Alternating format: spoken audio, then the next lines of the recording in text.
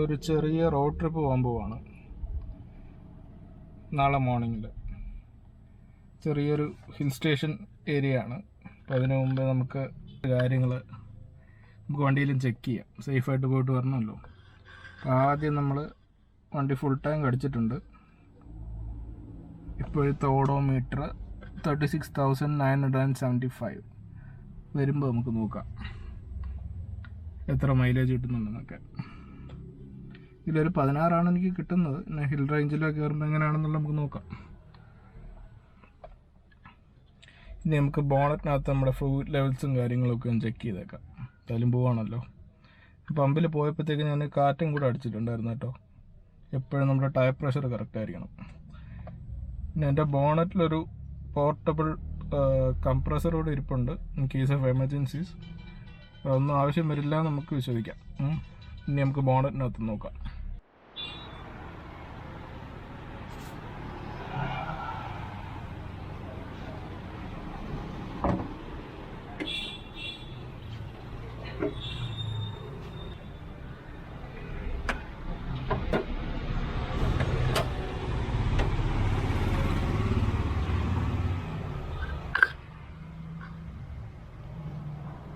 നമ്മുടെ coolant maximum ലെവലിലുണ്ട്, ഓക്കെയാണ്.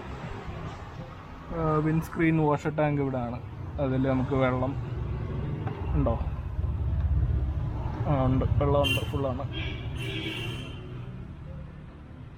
നമുക്ക് തുറന്ന് നോക്കിയാൽ മതി, കൈയൊന്നും ഇടണ്ട. അതുപോലെ അടുത്ത് നമ്മുടെ ബാറ്ററി ഓക്കെയാണ്.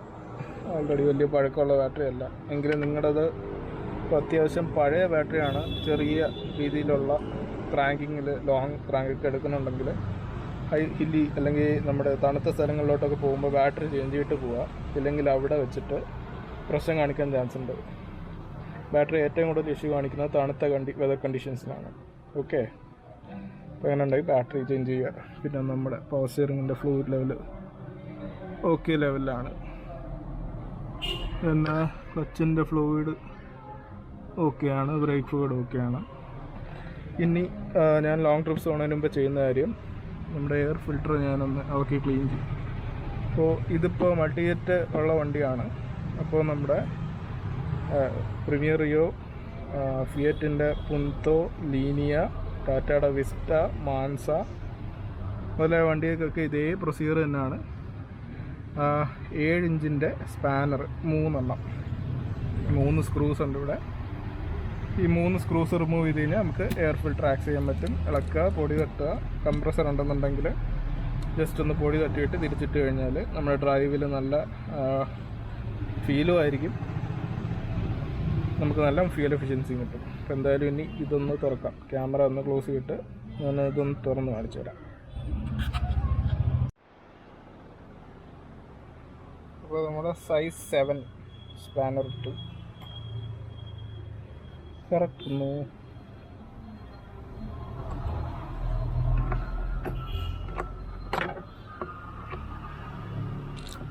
നമ്മുടെ ക്യാമറമാനും ഇല്ല, ഞാൻ മാത്രമേ ഉള്ളൂ വീട്ടിൽ. അതുകൊണ്ട് ഒരു കൈ കൊണ്ടാണ് എല്ലാം ചെയ്യുന്നത്. സോ ഫുള്ള് നിങ്ങളെ കാണിക്കാൻ പറ്റുമെന്ന് അറിയില്ല. ഇടയ്ക്കിടയ്ക്ക് ക്യാമറ ഓഫ് ചെയ്യേണ്ടി വരും. കുഴപ്പമില്ല. ഓക്കെ, ഈ ഇരിക്കുന്നതാണ് നമ്മുടെ എയർ ഫിൽറ്റർ. ഞാൻ നേരത്തെ പറഞ്ഞ വണ്ടികളിലെല്ലാം ഇതേ പ്രൊസീജിയർ തന്നെയാണ് കോമൺ. എല്ലാ വണ്ടിയിലും ഒരു എയർ ഫിൽറ്റർ ഉണ്ടാവും. ഇലക്ട്രിക് വണ്ടി ഒഴിച്ചു കേട്ടോ. അപ്പോൾ ഇതൊക്കെ ഇപ്പോഴേ നമുക്ക് ഈ പരിപാടിയൊക്കെ ചെയ്യാൻ പറ്റും. ഇനി അങ്ങോട്ട് ഈ സംഭവങ്ങളൊന്നും ഇല്ല. എന്തായാലും അത്യാവശ്യം ഡേർട്ടിയാണ് എയർ ഫിൽറ്റർ. നമുക്കൊന്ന് ക്ലീൻ ചെയ്യണം. അല്ലേ, ഇവിടെ ഇപ്പോൾ ഞാൻ എൻ്റെ വീട്ടിലെ വാക്യൂം ക്ലീനറാണ് യൂസ് ചെയ്യണത്. ഈ ഒരു പരിപാടിക്ക് മാത്രമാണ് ഇവിടെ വാക്യൂം ക്ലീനർ യൂസ് ചെയ്യണത്. സോ വാക്യൂം ക്ലീനറിൻ്റെ പുറത്തെ പൊടി ക്ലീൻ ചെയ്യാനായിട്ട് വേറൊരു വാക്യൂം ക്ലീനർ കൊണ്ടുവരേണ്ട അവസ്ഥയാണ്. എനിവേസ് നമുക്ക് ക്ലീൻ ചെയ്യാം.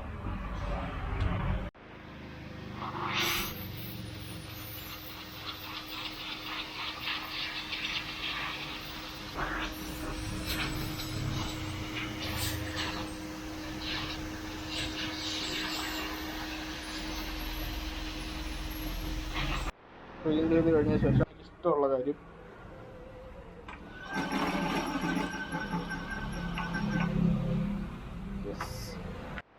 യെസ്, അപ്പം നമ്മുടെ എയർ ഫിൽറ്ററിൽ കാര്യമായിട്ട് പൊടിയൊന്നും ഇല്ലായിരുന്നു, എങ്കിലും എടുത്തതിനേക്കാളും കുറച്ചുകൂടെ ക്ലീനായിട്ട് കിട്ടിയില്ലേ. നമ്മുടെ വാക്യൂം ക്ലീനറിൽ നമ്മൾ സക്ഷൻ മോഡല്ല കേട്ടോ, പുറത്തോട്ടുള്ള എയർ ബ്ലോവർ മോഡൽ ഇട്ടിട്ടാണ് ഇത് ചെയ്തത്. അപ്പോൾ ഇനി എങ്ങനെ ഇളക്കിയോ അതിൻ്റെ നേരെ ഓപ്പോസിറ്റ്. ഇവിടെയൊക്കെ പൊടി ഉണ്ടെന്നുണ്ടെങ്കിൽ ഒരു ടവൽ വെച്ച് ജസ്റ്റ് ഒന്ന് ക്ലീൻ ചെയ്തേക്കാം കേട്ടോ. അപ്പോൾ ഇതിൽ ക്ലീൻ ആണല്ല.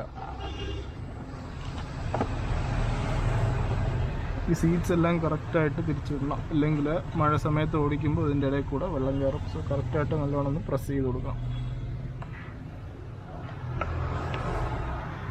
ഓക്കെ,